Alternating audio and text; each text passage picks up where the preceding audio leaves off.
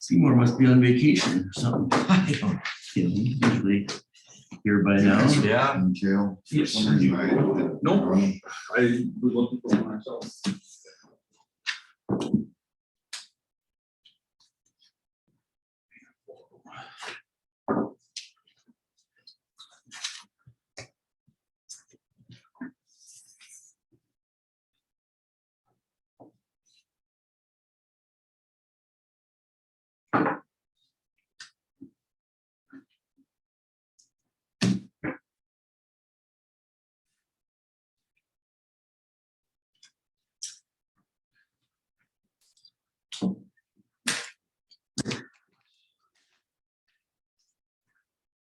Potential for strong to severe thunderstorms this afternoon. This morning, I thought you said later tonight, but north that this afternoon. Here tonight. It's the same thing in a different day, but all these storms have been happening. Right.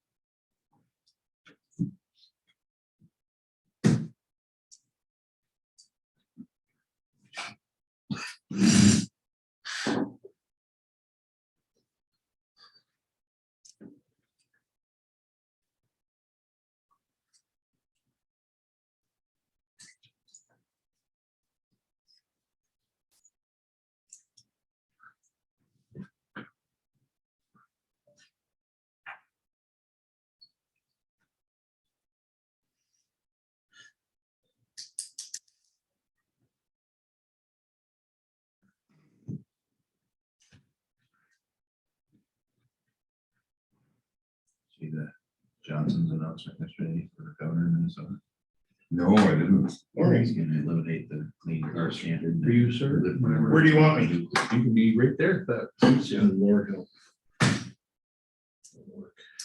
Morning, Blair. Good morning, and I think we may tag team it. Okay, so. Yeah. I don't know if you want us there, here. Wherever, this should work from wherever, so.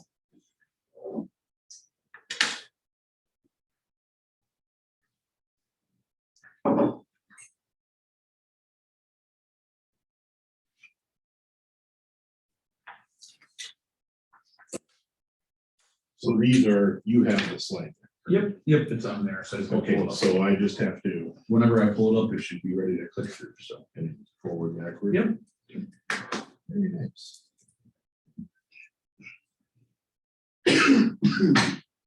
Excuse me.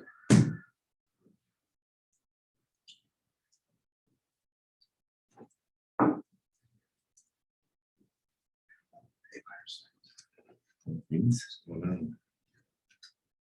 on? I got mom and dad in town this week too. My sister's in town, so. My sister's in town too, but I'm about to kick her out later. She was here with mom for the last few days while nieces and brother-in-law, I'm sure, cool and lovely Houston, Texas, for a National Youth Convention. Oh, yeah. It's good doing stuff there. Big doings. I think it was an average of about 1,000 degrees per day. But they get back this afternoon. Just in time for the heat at home.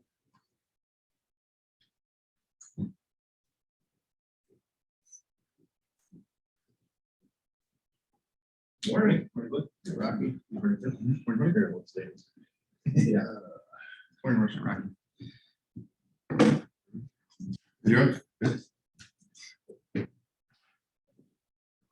We're talking to each other.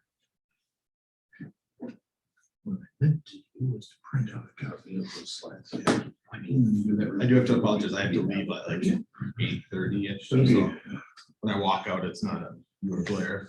If you're It's doing, not because the presentation. would you mind doing a set for Rudy also? Look at my graphics are. What's black and What I am gonna miss Oh, that's is the Minnesota side. I'd really like to advocate for the Heartland Trail. You want to separate it to Rudy to have Yeah, that's fine. these, I started, make 2 copies? and I always felt like we always used to brag about having, 4,000 job openings in Cass County type thing. And now it's almost like a negative thing. But it used to be like our number one. Yeah. Yeah, it was like our number one bullet point. Come move here. We got all these job openings. Yeah. Now it's like, oh, we got all these job Here openings. we go. So what else can we do to sort of, what's our sales pitch now if we're like everything else? So it's turn to things like the Heartland Trail and sort Thank of you. make our community better. Did you print one set or 2? I can print 2. Yeah, maybe one for Rudy. Yeah. I forget the name of the security company. I'm on the ECT board. Yeah. ESP. 5 days before, well, it starts today, the security company called and says we can't deliver security services. 8 people quit on the spot. Wow. Thank you, ESP. Yeah, isn't that crazy? Well. Yeah. Did they all go somewhere else in Mass or? Didn't get that grounded because other than that, sorry, No. Cindy was sampling. Yeah, it was great options. I stopped at a gas station this week. It was like 7:15, just driving home from work, I think. And they close at 7. Yep. And I was like, I've oh, noticed that particularly with gas stations is that I can't predict what hours any given one is gonna be open anymore. And I also look at people working at gas stations and I wonder like, okay, why haven't you moved on to a different job too? I had to say, but like, That's right, working at the like, are you paid well here or is it like, Lincoln will be gone. Yeah. I don't know. Because they can smoke at the job there. Yeah, probably, yeah. That's it. Thank you. Free candy bars. Okay, that's fine. I just wanted. Nothing happens.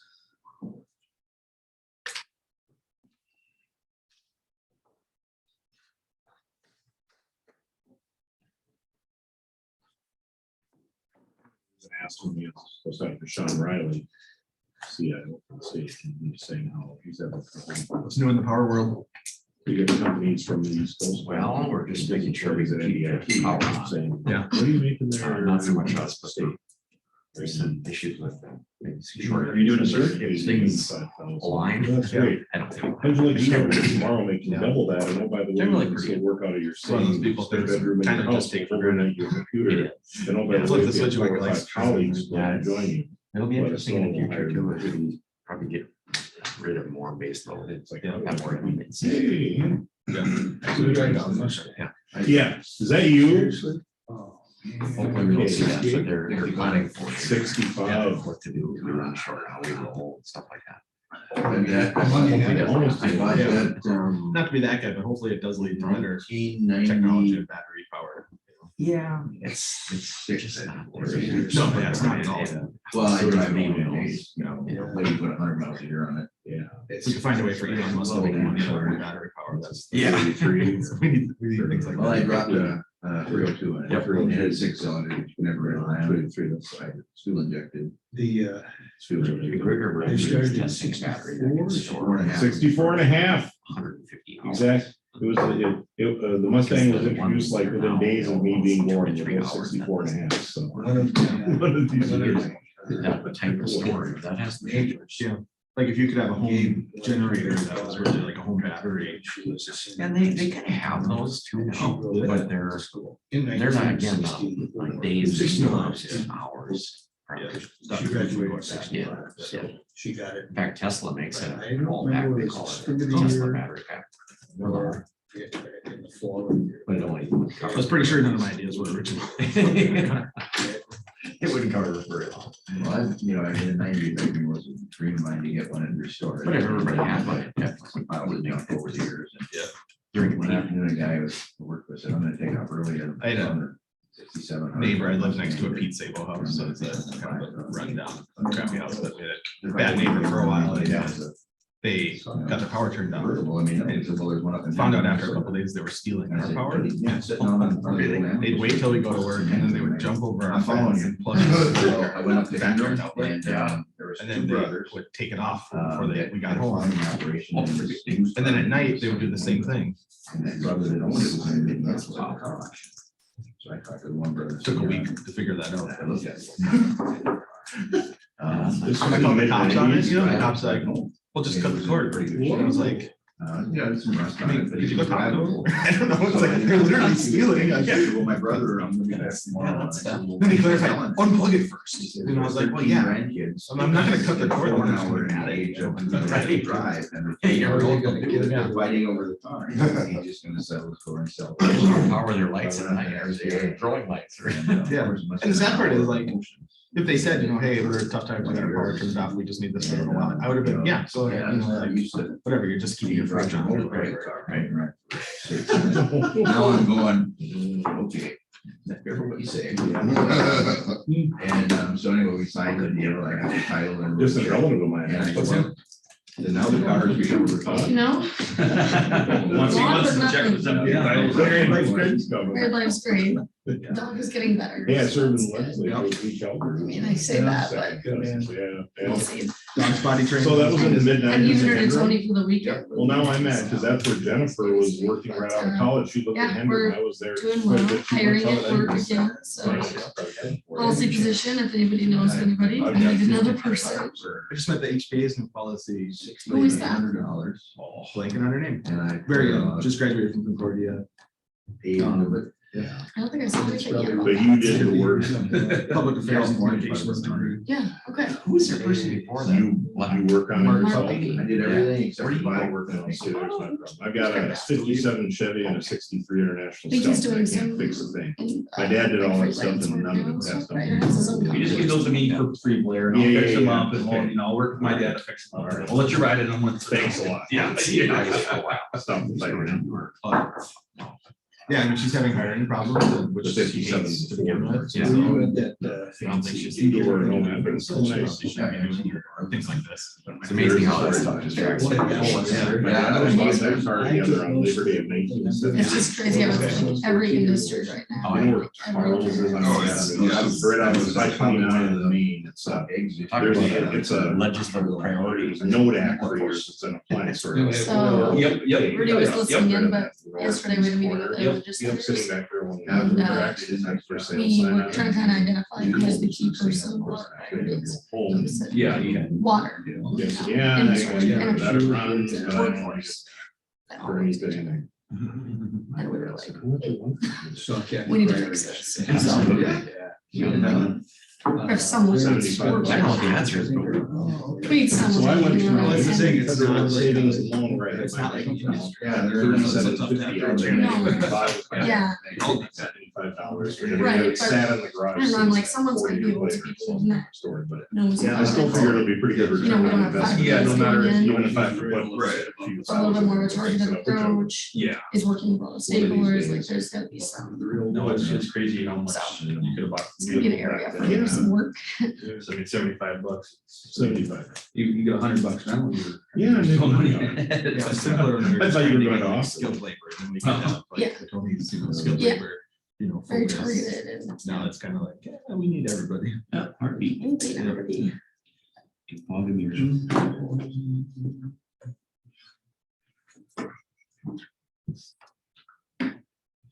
So I counted like 33 new legislators at least at this point. Yeah, something like that? it's a huge amount. I mean, Okay. Yep. On that one, so it's, Senate will probably the House about that too. that's great. And the first, how many renew? The question is that top two priorities for the session. Four of us joined the 92 class. Okay. And John, the second question is, John Andrews. which way do you prefer legislative updates from the chamber? 90, there was a huge one. So it's like. So in 98, when I got. there, Yeah, you were pretty big way. We had like 22 of us in the House, 22 or 23. Pull it up online. And now 2 of those are left. Well, Chet Pollard is technically still there, but he's on the way, but after it's all said and done, Todd Porter and Larry Queen will be the only 2 left from the class of 98. And the Bastiats have taken more control of the House, or not control yet, but there's an increase, and then the Senate clearly as well, so it'll be Yeah. ideology is gonna be the discussion. South Dakota all over again.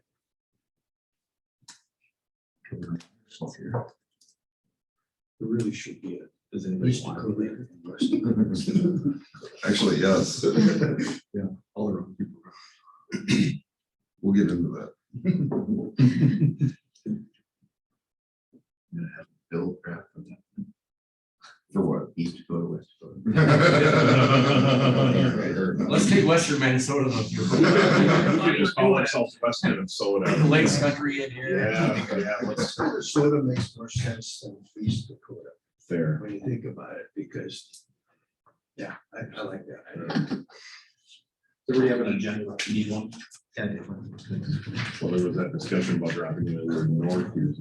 So It said, they said Oh, it's, thank you. That proposal just for getting publicity. said it sounded warm, so we could just call ourselves East California. Yeah.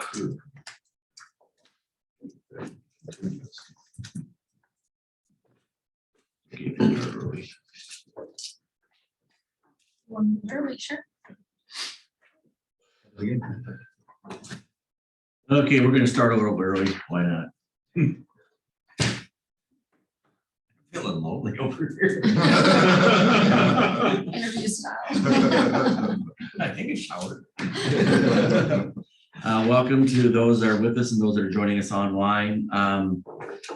We're doing a survey and a survey in a different, as Monty Python used to say, and now for something completely different. But there's a QR code, and I think are you sharing that online? Yep, I'll share it at the end of the meeting. for everybody Okay. online. Yep. And there'll be a couple questions talking about the top 2 priorities for the upcoming session. Is this specific to North Dakota or is it Minnesota or North Dakota? Either. But yeah, just make sure you specify in your answer. And then the second one is which way or ways do you prefer to get updates from the chamber on what's going on in public policy area, whether it's email, podcasts, et cetera, et cetera. So that's the QR code that's going to be available to everyone. Kale, did you want to give I warned you in advance. There's some changes in titles and even a job opening with the chamber. Do you want to quickly just talk about the public policy related areas? Yeah, so our public policy department is growing pretty fast here. And so I just started a little less than, or I should say a little over a year ago now, and we're hiring for another position. So as we kind of shift roles, Catherine's role is going to change slightly. She's going to be now the executive vice president of the chamber. And then I will be, my title will be the director of public policy, and then we'll be hiring for a public policy specialist. And so backfilling my role And that role is really gonna help us on more of the event sides of things and helping with some of the internal communications, things like that, because with Catherine and I going to a lot of meetings and things like that, it's hard for us to sit down on a computer for a couple hours and try to, get these events and stuff like that taken care of. So we're hiring for public policy specialists as well as a handful of other positions and events, communications interns and things like that. So if there's anybody that comes to mind, that would be a good fit for the chamber. Obviously, don't want to steal from any of your companies, but if there's anybody that you know of is looking for a job that would fit this role very well, just let us know and we'd be happy to reach out to them. So. Maybe Kale, if you could send out the job posting link. Yep. To the committee members, too, in case you know somebody or somebody who may know somebody who may know somebody kind of thing. That's how it works. Yeah, please feel free to share it on your social media pages as well. It's about the best way to get out it seems like right now. So. So Catherine's buying lunch for everybody then. Wait, what? Wow, I didn't hear that part. Walked in right at the right time. So with that, we'll turn it over to Blair Thorson with Privacy Strategies. In addition to Rudy, I think you're okay teaming it. Is that correct, Rudy? I believe so, There we go. yes. It's like pro wrestling sort of kind Okay. of. Okay. Yeah, Rudy gets it every time. So, good morning, everyone. Thank you. As Tim said, Blair Thorson with Privacy Strategy Group. We have the honor and privilege to work with the Fargo-Moorhead West Fargo Chamber on government relations issues in North Dakota, Minnesota, and federally in Washington, D.C. And I can let you speak for yourself, so I'll let you introduce yourself, Rudy, to those here in person and online. Hi, Rudy Martinson, also Blair's colleague at Privacy Strategy Group, and I'm happy to be here and participate in providing a little bit of an overview of what happened during the primary and what we anticipate to happen in the upcoming legislative session. So, yeah, as Rudy said, it's been an interesting year so far electorally in the state of North Dakota. And there's still more to come with the general election in the fall and then going into the next legislative session, which we'll touch on where this will be impacted quite a bit. So I will go ahead. Do I need to aim it this way, Kale? Or Yes, yeah, we can give it a try there. Okay, so we'll kind of give a quick overview here. First of all, oops. And Blair, just a Yes. point of clarification, if people have questions, they'll ask them at the time?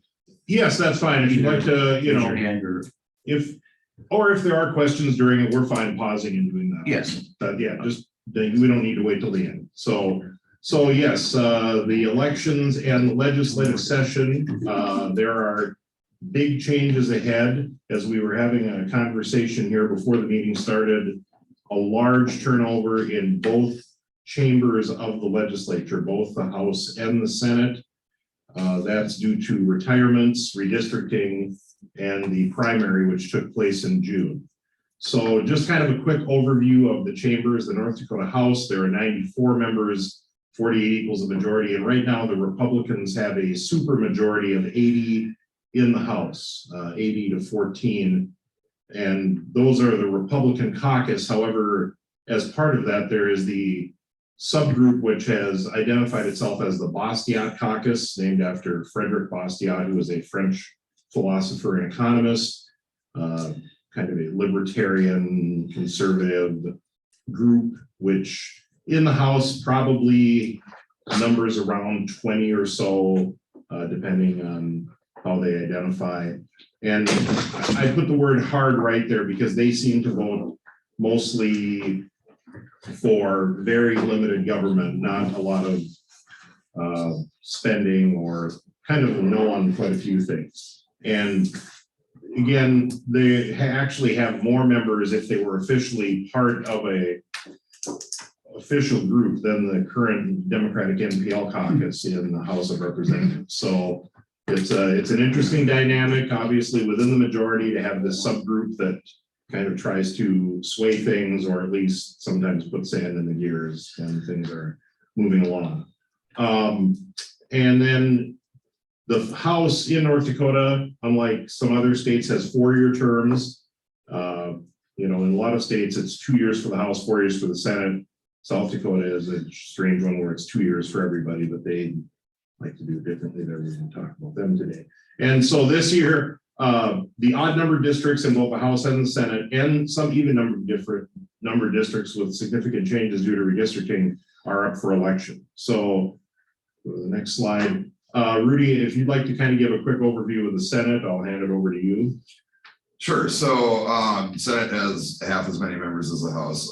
Senators, just as quick 101 for folks that may not be super up to speed on this. Senators represent an at-large district. There's one senator and 2 House members at large per legislative district, with a couple of exceptions. During redistricting this last time, 2 districts subdivided out their House districts, but it's not universal across the state. It's only 2 specific districts that involve reservation territory. So again, supermajority on the Senate side, there's 40 members that are Republicans and 7 members that are Democrats. And the large majority of the Bosnia caucus that Blair just alluded to do occupy seats in the House, although that will likely be changing this election cycle. There will be a couple more folks that either lean that way or self-identify that way, taking seats in the Senate, which we'll get into a little bit more specifically in later slides. But again, the same districts that need to run this year because of redistricting and because they're even numbered on the House side need to run on the Senate side as well. It's just half as many members. So. Right, and so it's interesting that it's parallel. It's 80 to 14 and 40 to 7, and that's not because it has to be. It just happens to match up. As we said, it is the smallest number. The Senate, when a couple of our friends here were there, was a much closer chamber with like 25 to 22, if I remember at one point. So there's been some changes over the last few years. So getting into some of the races, really a lot of what happened this year took place on the June 14th primary. There were a lot of incumbents who were challenged intra-party. It was a Republican versus Republican situation where longtime members were challenged and in many cases did not survive a primary challenge. And just to note some of these, Jeff Delzer, who has served in the North Dakota House of Representatives for over 30 years. He was out for a brief period of time back in the 90s after his first term, but then returned right away. He's been in the legislature for many years, has chaired the House Appropriations Committee for about a decade now, maybe a little more, and actually was defeated in a primary 2 years ago, but through a strange twist of fate where the person who defeated him passed away. He was then reappointed to a seat by the district and served again in the 2021 session and was the chair of the Appropriations Committee at that time. He was challenged this year in a different district. He was redistricted into a different legislative district, and a person who's been an advocate for the lignite industry named Anna Novak defeated him in the primary. Jim Schmidt, who has served on the House Appropriations Committee for several years, lost to a person named Dawson Hawley. Dawson Hawley has just recently turned 18 years old and just has graduated from high school, and I would think will be the youngest member of any legislative body anywhere in the United States when he is seated next January. And when I say seated, there is no general election opposition. So he, for all intents and purposes, has won a seat in the state legislature. The running joke there is that he got elected homecoming king and then about 2 months later got elected to the state legislature. That's true. Yeah. So yeah. and interestingly, in a different district, a person who will be 20 years old, who's not facing opposition in out of Bismarck. This is in District 7, I believe, with Jason Doctor and Matt Heilman. He'll be 20 years old and be elected and will not be the youngest legislator. So And Jim Schmidt held quite a bit of knowledge in the water. I was going to say that is he was Mr. Water in the legislature. He had picked up that mantle and was the water policy guru. And it's amazing how the voters sometimes make decisions, but that was their decision. And Jim will now be, I'm sure, opining from the sidelines, but not as part of the legislative body. Who are you seeing that's going to pick up the water portfolio? Well, that's a great question. I think there's a lot of people asking that. I was in Bismarck yesterday and there was a couple of people. I mean, I think locally here, one person that a lot of people have looked to as our friend and colleague for some senator, Ron Sorbog. I mean, he's obviously been someone who has worked on that issue. There are others who will naturally, I think, kind of gravitate toward that, but there's not really a clear answer as to who's going to, be the water person. Interestingly, I mean, the next person who maybe knew as much about it was Jeff Delzer. I mean, he didn't work on it specifically as an issue, but he knew the details, and maybe he didn't always give you the answer he wanted, but again, he was pretty well versed in the issue. So How about never? Unless you were looking for no. yeah, well, that was kind of his motto sometimes. Tell me what you need and I'll tell you how you can live without it. So others in the legislature quickly, Tracy Bowe, who was a member of the Democratic NPL caucus, who served on appropriations for many years, lost an inter-party fight. This was not on the Republican side, but lost in his sub-district to a person named Jamie Davis. Chuck Damshin, who has been in the legislature for quite a few years.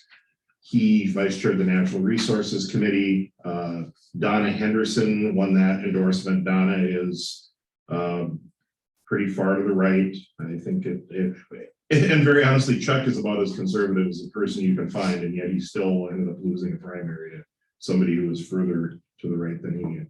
And then Greg Westland out of District 15, which is kind of the Devil's Lake, Can-Do area, another person who kind of had his pulse on some of the natural resources issues, water and such, because it's affected their area. Well, and was particularly sharp in the area of healthcare as well. Very much so. And so he lost to Kathy Freilich again, challenged from the right.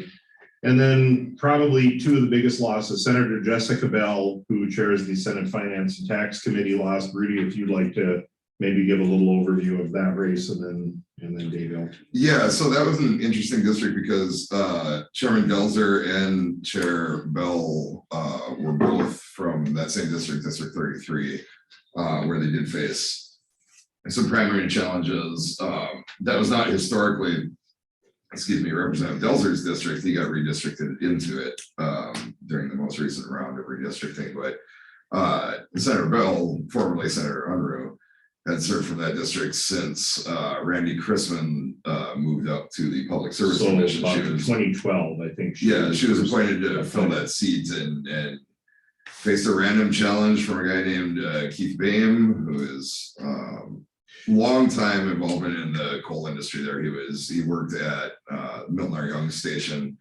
for 30 plus years, and his son works for BNI at their center mine. And so managed to be viewed as more prominently in support of the coal industry than Senator Bell, which I think is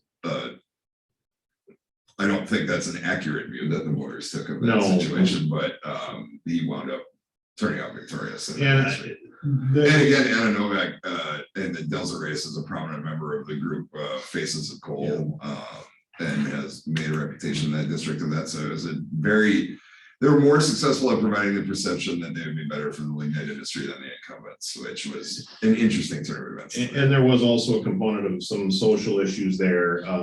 Senator Bell had cast a vote during the last legislative session on the issue of transgender, the bill that was introduced about transgender athletics, and they used that in her district as a social wedge issue, and it seemed to work. It may not probably the main reason, but it certainly created some controversy. And then you can mention Devil's Lake, Senator Elke, if you'd like, Rudy, or. Oh yeah, again, that's the same district as Representative Westland, who is just 2 bullet points above that.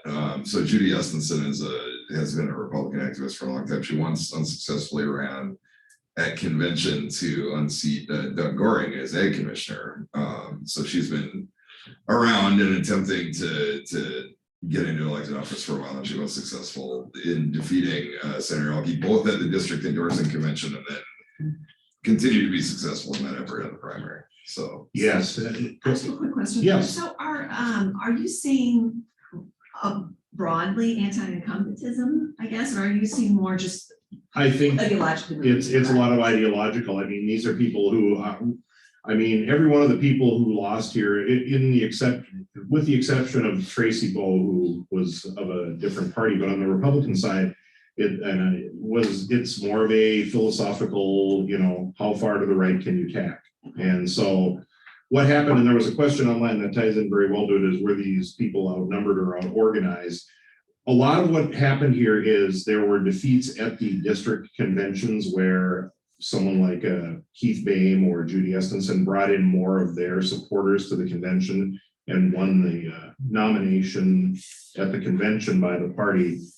And the incumbents challenged in the primary for the official endorsement, but did not succeed. So yes, and some of this was organized by, there was kind of a group of individuals, one in particular who was helping some of these districts get their warm bodies there, because in a lot of districts, they have open convention where the most people there wins. I think it's fair to say too, there's an anti-establishment movement. There probably is, that's true. I think, It's, yeah, I think they're tied together. It's like genetics, they're like tied to the same allele. That's right. And the other thing to note is that there wasn't a huge turnout. I think overall it was about 18% of the voters voted in the primary in North Dakota in June. So it was those who were angry showed up, but that was an incumbent senator who said that, Well, and to your point about organizing for the district conventions, I heard in particular about District 33, where Chairman Delser and Chair Bell both lost at the endorsing convention, then in the primary.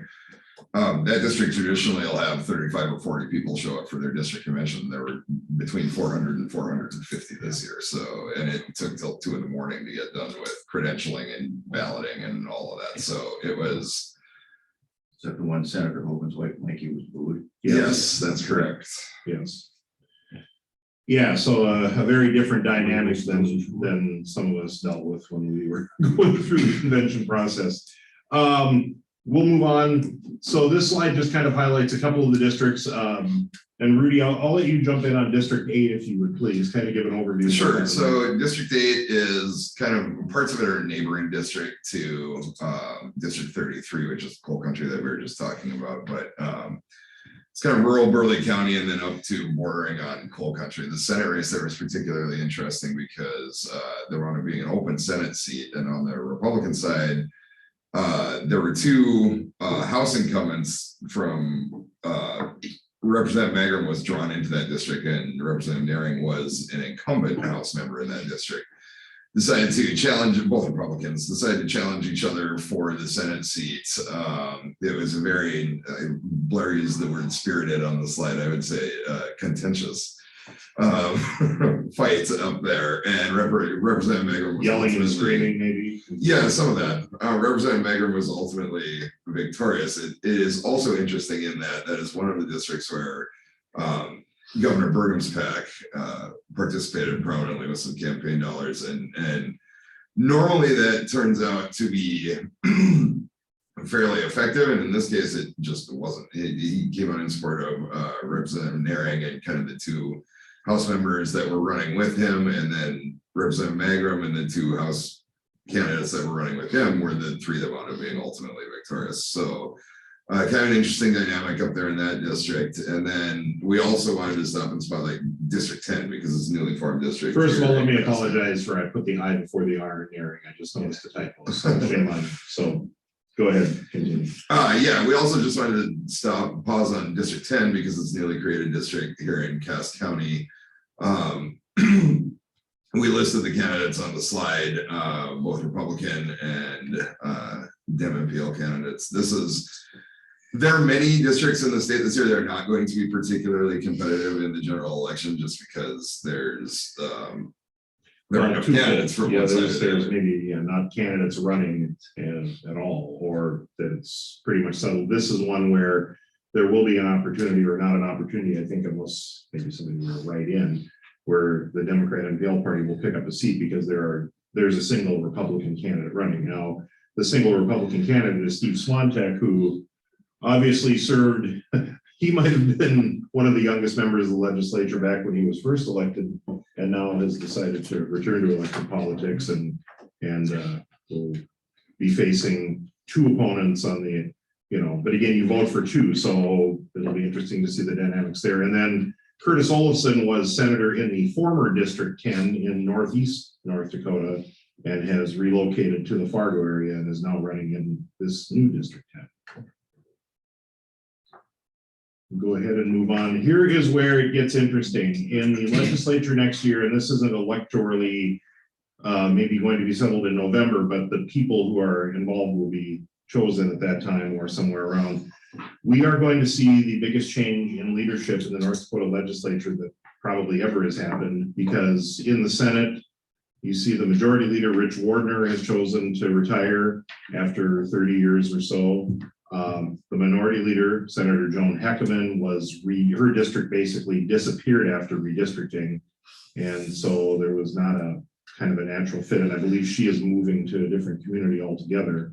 So did not choose to run again. Dickinson. And in Dickinson, correct. And then the chair of the Senate Appropriations Committee was for many years Senator Ray Holmberg. And I'm sure those of you who followed the news have followed that he has resigned his seat over some issues. And so that position is currently open. So there are candidates who are emerging for those races for the majority leader. I know that Senator David Hogue from Minot, Senator Don Shively from Mott, and I believe Senator Ron Sorbog from Fargo has indicated interest in that position also.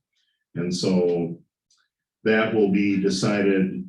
The Senate does their elections when? I have to hand it off to my former Senate colleagues. Here's the org session. Yeah. December. In December, okay. And so those are kind of the three most prominent candidates for majority leader.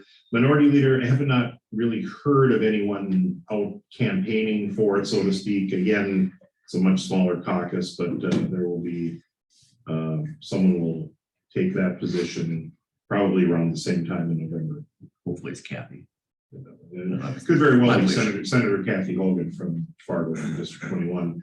And then the appropriations chair, that a lot depends on who becomes majority leader. They will put their person of choice in as that. Yeah, I don't think on the Senate side, there's a clear rumored No. heir apparent to the appropriations seat, unlike the House, or Right. there is one. It's Yeah, and- prominently clear and rumored to be the next person to take that Blair, seat. before you move to the house, Yes. I got something too. Yes, So, go ahead. I mean, the other thing, in addition to that and the elections that you talked about, are the people that aren't running again. They're retirees, and kind of reference. And as a pro-education guy, it couldn't be worse. We've lost Senator Wardner, Senator Holmberg, Senator Pullman, Senator Heckman, Senator Oban, and Shively could be moving, which, from chair of Currently education. chairs the education committee. Which may or may not. I mean, if he would move, he would move to Senate Majority Leader. That would be kind of the move, I would think. But Right. I mean, as far as just gutting people that understand education, K-12 and higher education, and people that, are in positions to do something about it, it's. No, it's a great point, because I actually was in Bismarck yesterday and had a conversation with a couple of current House members, and they talked not only about the House, but the Senate. And the one thing is there's going to be a big change on not only leadership, but in the appropriations committees. There's quite a few openings in both, and that's a kind of a coveted spot. People fight to get on appropriations, but you don't want to put all your best people on that one committee. You need to keep strong people in the policy committees also. So kind of shuffling the chairs, whoever is the new leader is going to be a big deal. Rocky, go ahead. You talked about the appropriations committee, and it's one thing I've dealt a lot with the appropriations committee, and Cass County has kind of always been underrepresented for at least the last several years on the House side. And you didn't mention it, but Michael Howe is going to move up to. Well, yeah, that's going to be in there, but yes, he's But- going. And Ron Lucasberg from Fargo, Right. the Democrat member on appropriations committee. So Cass County is going to have, I forget who's the third. There's one. Michelle. Yeah, Michelle Michelle Strandon. Strandon is the only one left on there on the House side. So that's going to be something really big for Chamber to watch, because. It that's certainly is, because you're right. I mean, it's interesting how Fargo, with a much larger population base and a much larger presence in many, more legislative districts, has typically had about the same members, and sometimes not as many on the House Appropriations Committee at least, as Bismarck, Mandan, or Minot. And those people definitely fight for what they want in their communities and are unabashed in saying so. And that came up in conversation yesterday with a couple of Bismarck legislators. So it's a great point to note that we need to be watching that and kind of seeing where things go with getting the right people on appropriations, Tim. Yeah, and if I was a betting person, and I'm not gonna ask to call on them, but I would say Brandy Pyle would be one of the She's people on the that's, call. yeah, I know, that's why I said, I'm not gonna call her. But I would say she, would stand a very good chance, odds on favorite, or whatever you want to call it, to take over Michael Howe's spot. They're both in the same district, and Randy's rock solid, so. So we also had just to reference, I know Senator Lee and Randy are both on the call right now, but we had a Cass County legislative meeting yesterday morning and had some of these same exact conversations. And just for your sake, we had a really great conversation on some of these same things, right? How the chairs are shifting and who, if they were reading the tea leaves, who they would see in those roles. But we also talked a lot about, and we can continue this through our conversations on these major topics of importance.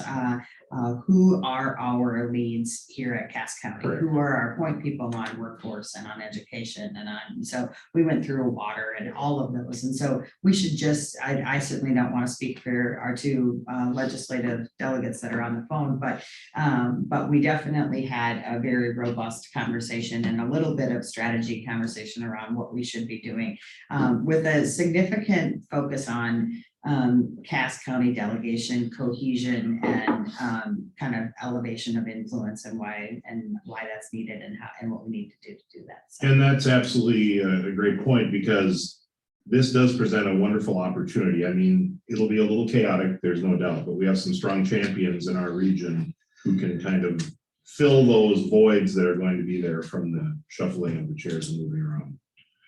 We'll go through the House quickly here. The Majority Leader, Chet Pollard, again, first elected in 1998, yay, class of 98. As of now, there will be 2 left out of 20. Todd Porter and Larry Clemeen will be the last 2 left in the House from the freshman class I was a part of.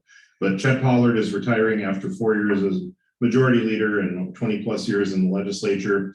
2 candidates have emerged for the House Majority Leader position, and I believe those will most likely be the only 2. Robin Wise, who currently chairs the House Human Services Committee from Hertzfield, kind of the central part of the state, and then Representative Michael Four from Dickinson, who currently chairs the House Industry, Business, and Labor Committee, are the 2 who are challenging for that position, and both are actively reaching out to members of their caucus and trying to garner votes. That will again take place in November, right after the election, when leadership changes are made.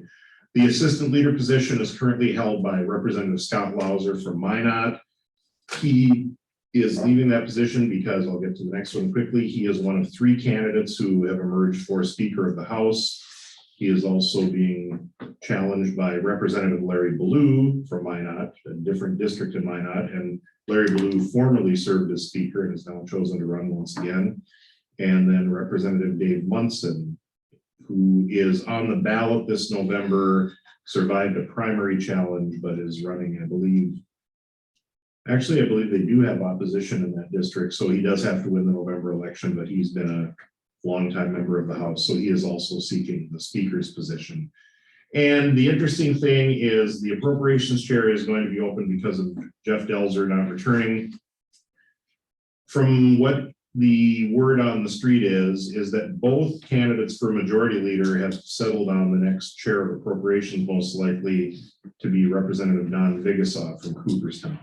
Don currently chairs the Government Operations Division of the Appropriations Committee, has served in the legislature for about a decade and a half, and actually was thinking about retiring, but after redistricting chose to seek an election for an additional term. So he will more than likely be chairing House Appropriations in 2023.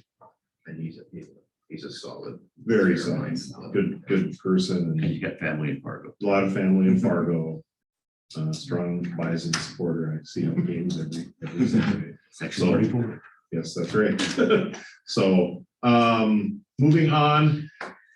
Here's what the election may come down to in a lot of ways, because with not a lot of competitive races for legislature or other things, ballot measures, initiated measures, and constitutional measures. We do not have anything that the legislature put forward for constitutional changes this time. We have seen that in the past, but there are initiated measures that have been offered and have not to this point been successful, but one to go, two down, one to go. So there was the measure to limit constitutional amendments.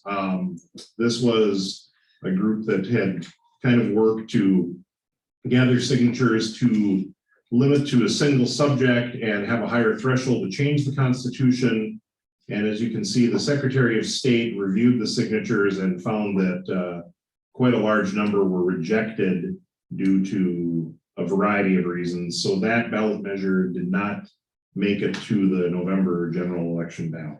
One Quite quick as large question. of a number of the next Yes. measure that. Correct. we'll Do you talk think about. one or both parts of that will be introduced during the legislative session? I would think so. I'm sure there will probably be some effort to introduce it as, you know, the legislature can put since it is a constitutional change, it would still have to go to a vote of the people, which would not happen then until 2024 if it gets introduced. I haven't heard of any specific legislators, but there's discussion about it, that it will certainly show up. So one way or another, that very well could be dealt with at a future election.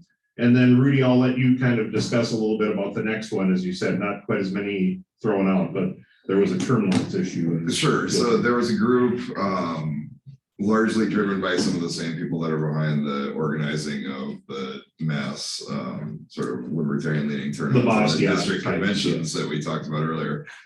Some of the similar players were involved in, similar subset of those people were involved in organizing this measure to institute term limits on the legislature and some members of the executive branch as well. I forget the specifics. Governor was included, Right. Potentially a couple other elected members of the executive branch. They had a much higher proportion of their signatures thrown out by the Secretary of State for being invalid, 29,000 of 46,000. So, and there's a larger scandal surrounding that.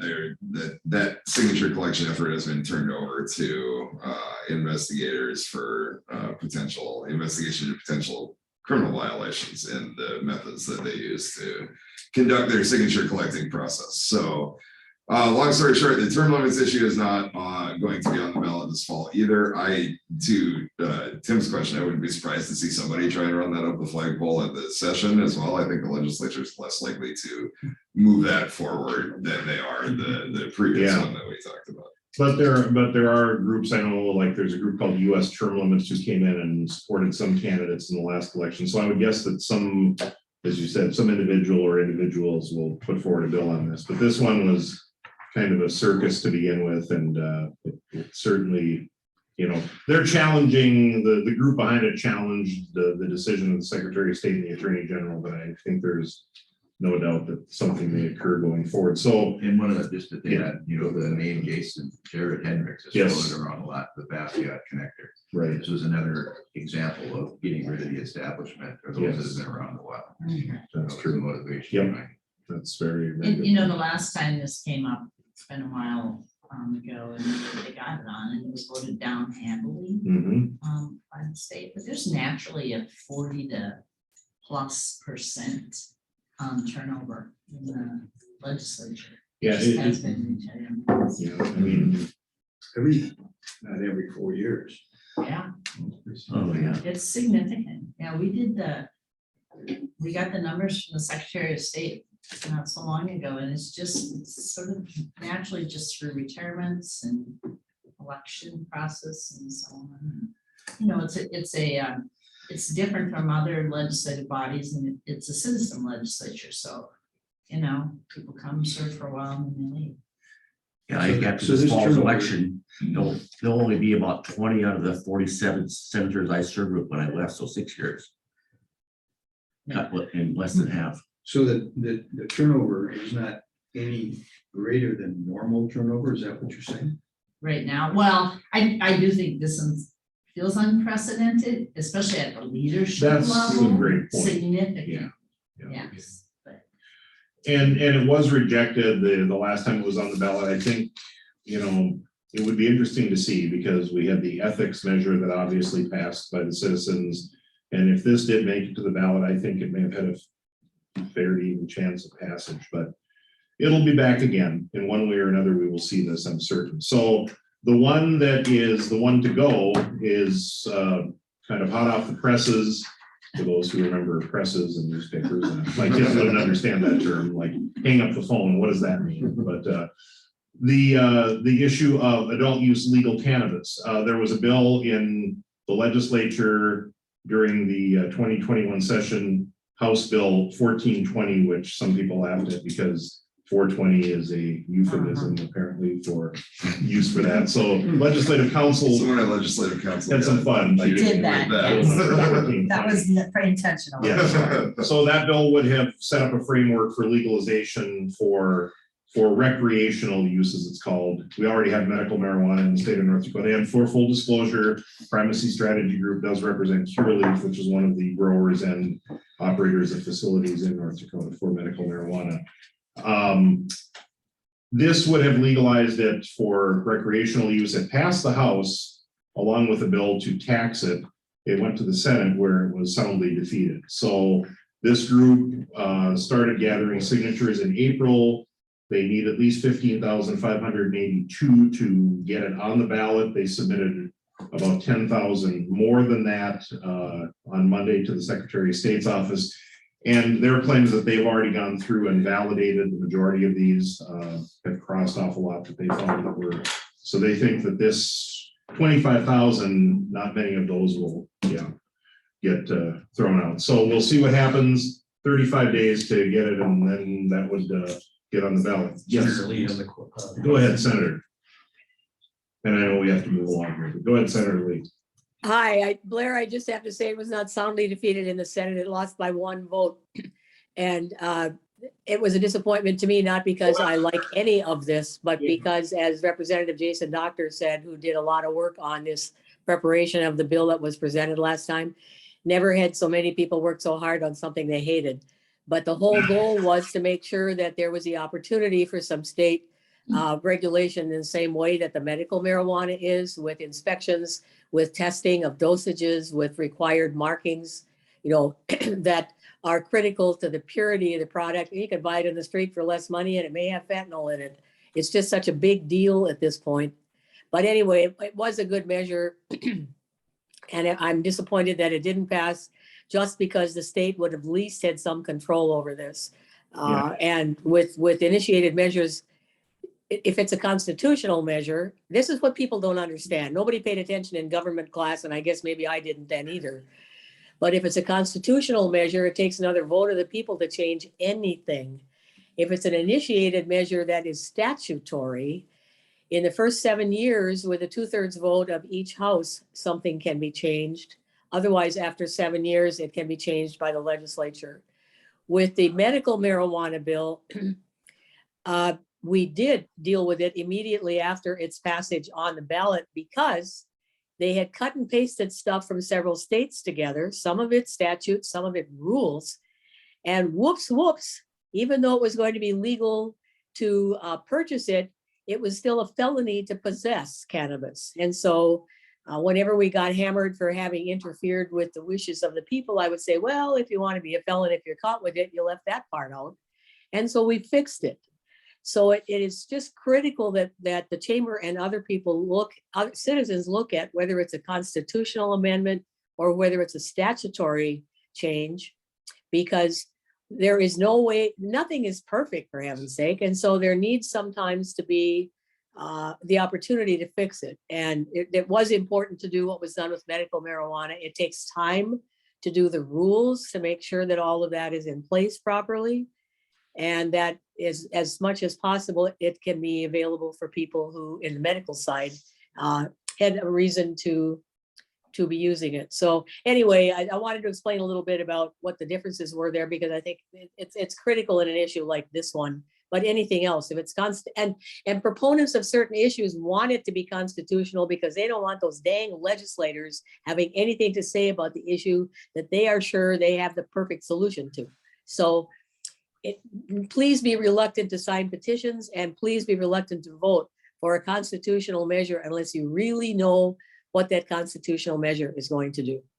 And the one with the term limits deal, or the one that was defeated, Blair, that was on the previous slide, that would be a constitutional amendment, as I recall, and that's something we would want to look at. So, and this is a 19-page statutory measure. When you sign a petition to put something on the ballot, you're supposed to read the bill before you sign. I would be willing to bet a pretty nice dinner for everybody in that room that everybody who signed those petitions did not read all 19 pages of that proposed measure. So it's a screwy system sometimes in that regard.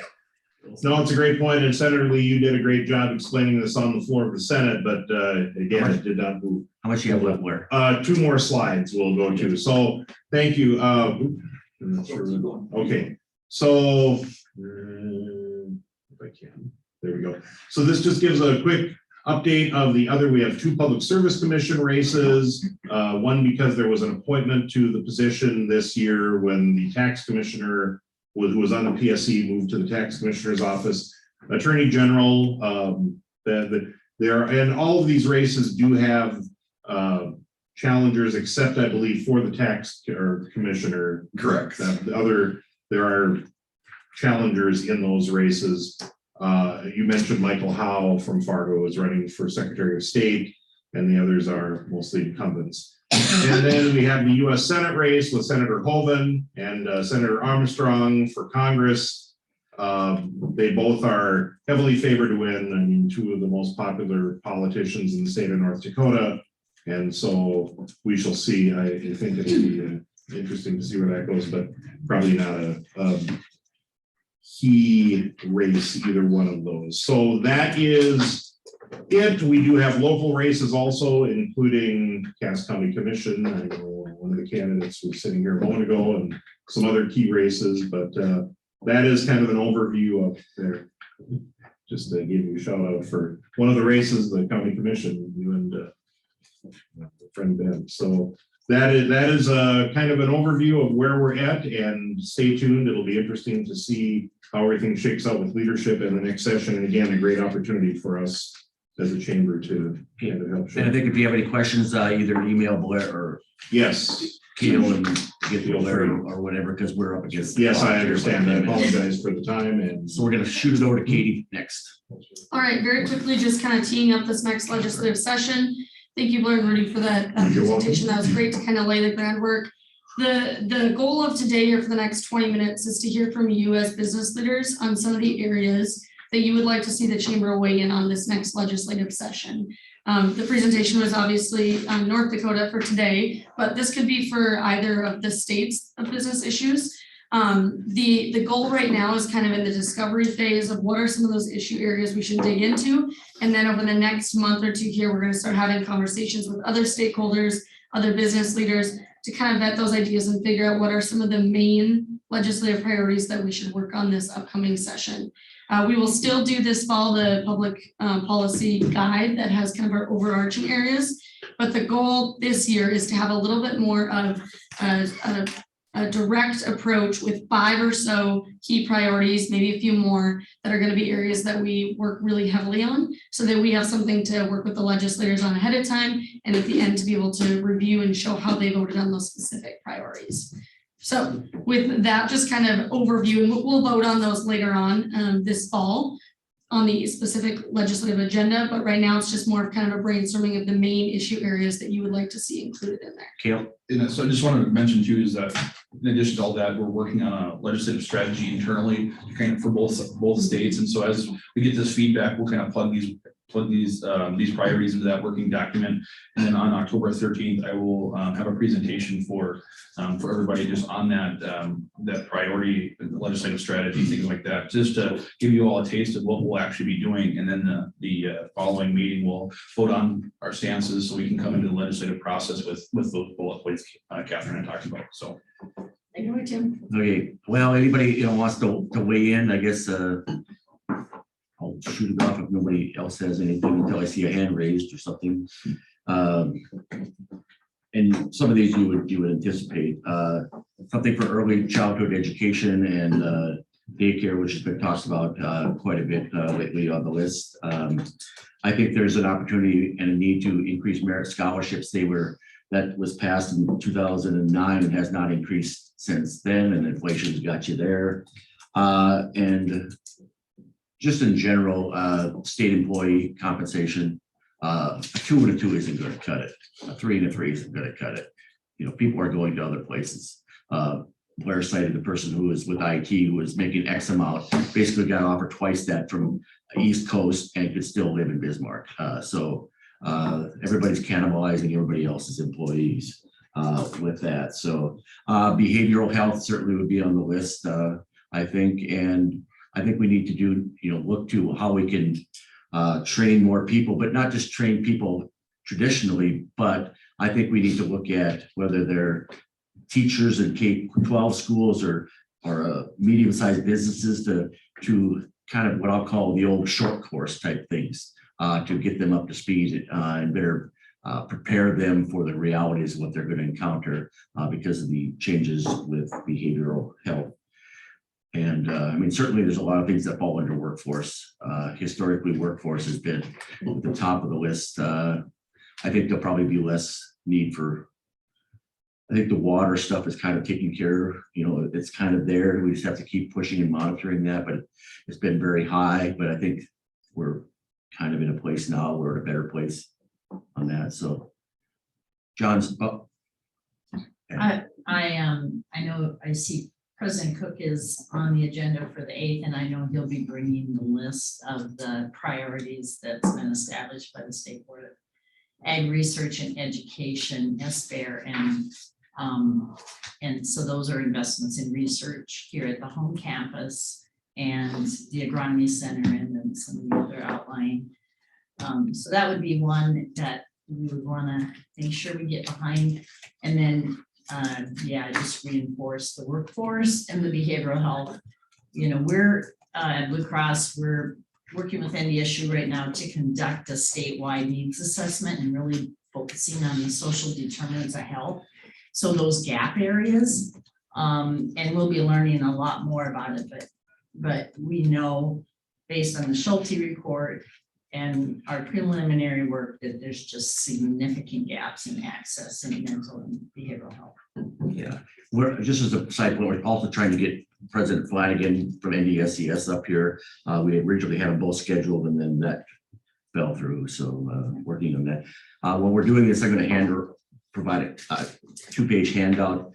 I asked Ron Sorbach to get the gross state product for agriculture just because I'm interested. He used to be the chair of that committee. Talking to Dr. Greg Vardy, Vice President of Ag. This may not include some wheat that goes out to Oregon and shipped over to Japan, but I know Tony Grimberg wants to know. So this is when I started chairing Ag Committee, and this is when I left. Just as a reference.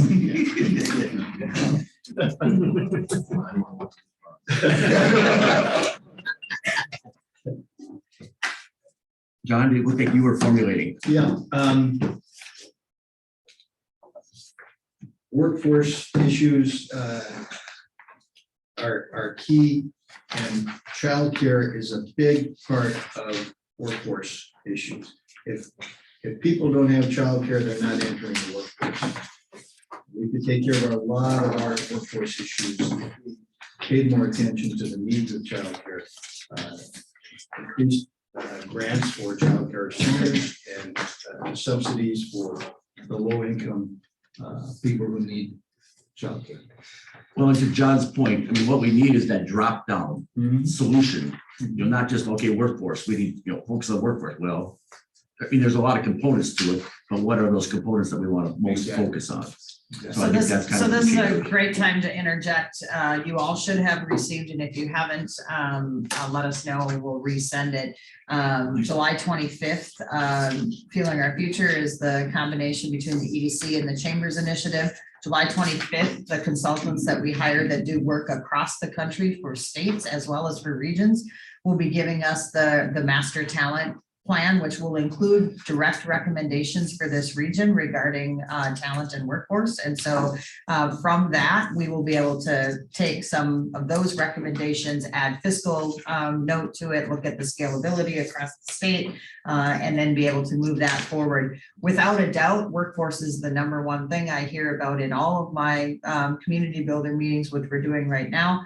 And it is a very broad topic. And so having leadership leadership that is able, one, to be influential, but two, that's able to understand workforce as well as be able to say, here are the different components of it, everything from attraction, which is a very key point of this. So what is the state's brand? What is the regional brand? What is our targeted approach to bringing workforce in to different parts of acclimation? So new American immigrant acclimation, different aspects of how we are addressing not here, but federal issues of immigration are a really big deal. And we need to start to put a piece on that. So the workforce component of this, I think, is now more than ever needs to take a major priority in our policy agenda. But the conversation we had yesterday also surrounded things like, Tim, you mentioned water. Water's in a good position right now. Senator Sorbog said, you know, that is one area you maybe wouldn't have to focus as much of your attention to because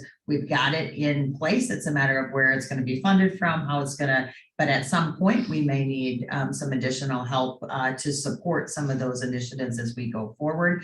So I just wanted to, what are some of the others? I was just thinking maybe as we're on workforce, I'd love to hear a little bit more from the business leaders in the room on workforce challenges, obviously like childcare being wrapped into it. What are other areas or other specifics within workforce that you would like to see policy come from? And I'm gonna go to, before I go to Tony and then Tammy, Rocky wanted me, he had to leave for a meeting, but he wanted to make sure on the Minnesota side that the Heartland Trail, and it's kind of one of those quality of place things that are important. When all things are equal, quality of place really, you know, raises up. So Tony and then Tammy.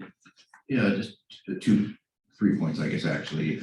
Given the change in the presentation from this morning, I think largely the next session, from what I'm hearing as well, is going to be all about the money. Policy, major changes and reform, because of all new, a lot of new faces coming in. It's probably going to be a soul-stepping process into the 25 session, but it's going to be about the excess funding. And but 2 points to Katie's follow-up. Governor Burgum had released here a statement or a press release 2-3 months ago that he's going to seriously consider increasing investment around automation. I think from a membership of the chamber and manufacturing in particular, you know, what can the state do to incent, if that's the word to use, or, you know, position North Dakota for a higher degree of automation, become competitive, remain competitive. Because the reality is it's going to be a long time before there's enough bodies to fill the positions. I mean, that's just frank reality. So automation is going to be something I think is going to be key next session to get behind it from a chamber perspective. And then as Marshall and I know all too well, you know, for the last 2 years, energy has been embracing an all of the above strategy to continue to position North Dakota as an exporter of energy. Certainly carbon capture is one of those areas that with the excessive funding, the excess funding is going to be back in center stage. But the sustainability committee or authority that's been established for clean energy. So all of the above strategy, I think, is something to embrace. There are efforts in North Dakota to create a hydrogen hub with the EERC and Mitsubishi and Basin Electric. And so those things are really positioning and broadening our arena, so to speak, with energy. And I think that's important to the chamber members as well. That's helpful. Great. Ken. So I have an idea I've talked to a few people about and that would be somewhat related to workforce, but Ted Abernathy was talking about one of our challenges for workforce is our housing prices and cost of living prices. And I've been doing a lot with tax assessed values and special improvements in West Fargo in particular, because West Fargo's been growing like crazy. A lot of the specials end up going on the backs of the residents. And so you buy a house and then all of a sudden there's $50,000, $80,000 in specials. And these poor people that bought the house that they could afford, suddenly it's becoming unaffordable. And then the city's trying to make money because they've got this crazy growth. And so the valuations of a bunch of houses pushed up like crazy this last year. And I'm challenging some of them right now. I'm like, one went up $700,000. You know, there's a lot of them that have doubled. Price or the values have gone up 150% on what somebody had as a house before. They're like, how could this even be possible?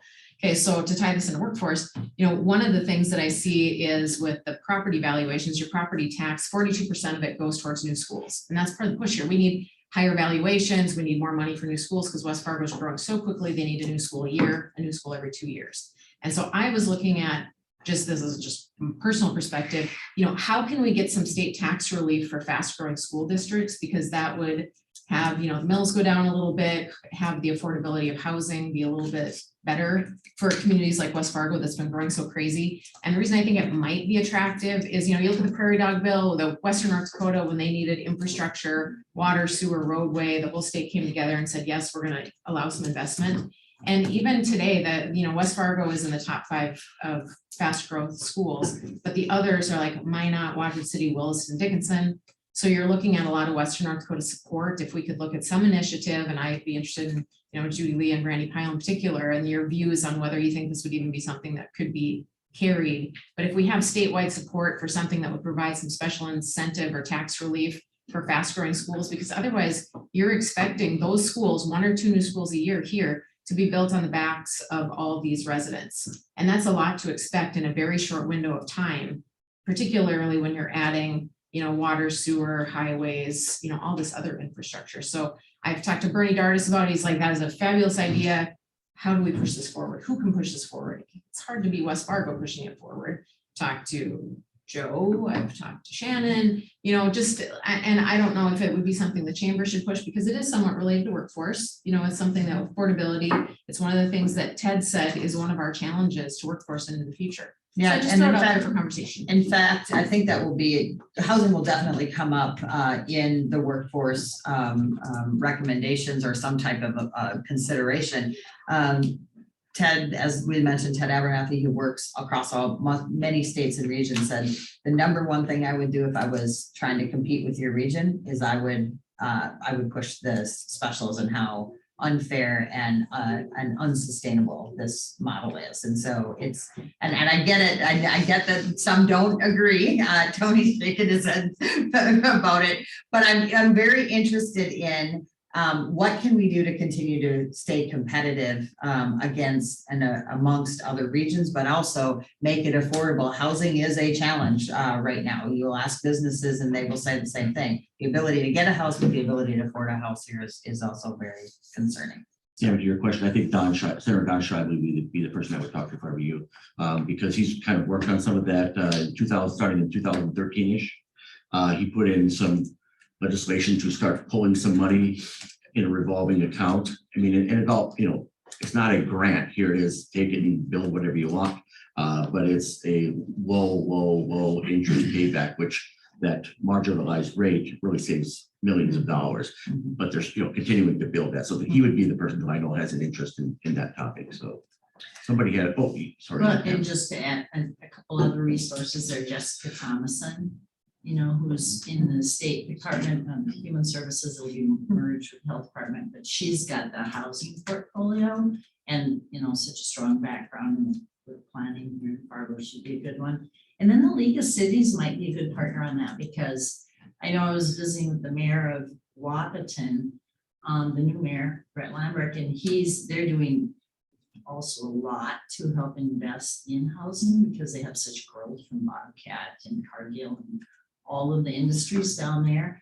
So they're doing incentives on the housing side. I'm sure there's That are matched with corporate. Yes. So that's the other thing. Public-private partnerships is another Yeah. really kind of advantageous way that you're seeing a lot of states that are working towards that and actual programs coming out of the states that then match those public sector or private sector dollars. So Williston did that a lot. So Yeah. they were. I think along that line, anything you can do to help them make that first down payment on the house. I've had some friends that are, really smart college students that have left the area because where they're going down to Minneapolis, the place where they're working for is putting the deposit down for them. Well, and I heard the other day, and you people might know more than me on this, but I've heard that one of the recommendations coming out of the economic incentive review in Fargo is to take away that 2-year free tax abatement when you build a new house. That's going to be, that'd be an issue too if they do take that away. It's gonna be harder. Well, just to add to that, because Shannon called me out, I chaired the special assessment task force in the city of Fargo, and we made tremendous improvements bringing down costs. But the fact of the matter is, specials is not the problem. whether the city of Fargo charges a fee or developer finances the infrastructure charges a fee, Upfront. the costs are about the same. The cost of the sewer pipe is the same cost basically to a private developer than it is to the city. The cost of concrete. The city of Fargo and West Fargo finance specials. So if they didn't, then the developer would pay for that and then put it in the cost of the lot. You'd have the same discussion going on, because now instead of a $400,000 house, you got a $480,000 house. So it's just a matter of financing, and that's just. It's also a something- matter though, the landowner knows what when they're buying the lot for 60,000 instead of 30,000, and they maybe aren't thinking about the 30,000 in specials the same way. No, then you get into the debate that we had a special assessments committee, whose responsibility is it the realtor is doing a better job of communicating the true cost of that? Is it the banks?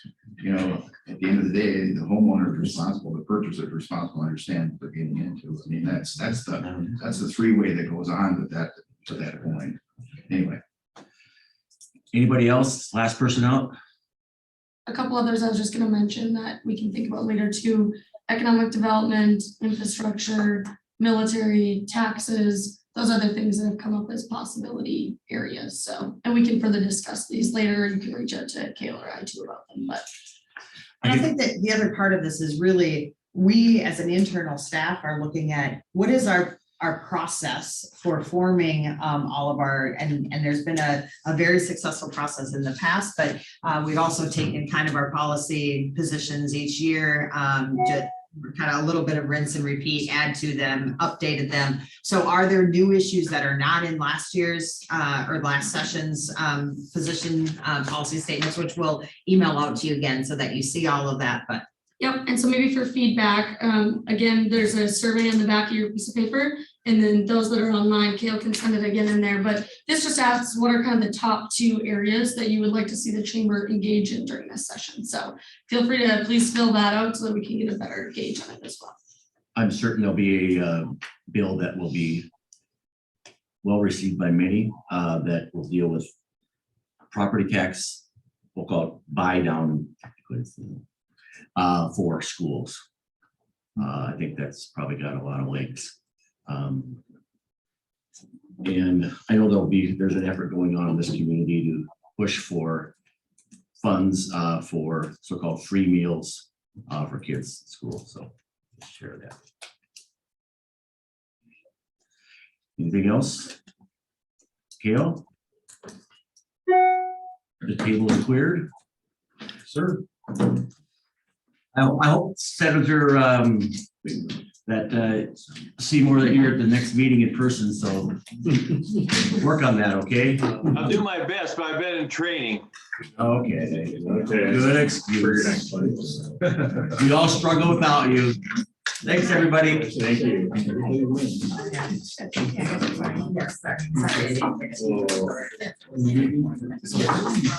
Same as in North Country Star Trail. Okay. Separate. Okay. The Shane Gallup came up to me and said, I remember when you were the right wing wacko of this place. And I trained like 100 of them to one of you. But that process. Yeah. Yeah. We did, we were on probation, well, you were on a different section, but we were on probation together. Yeah.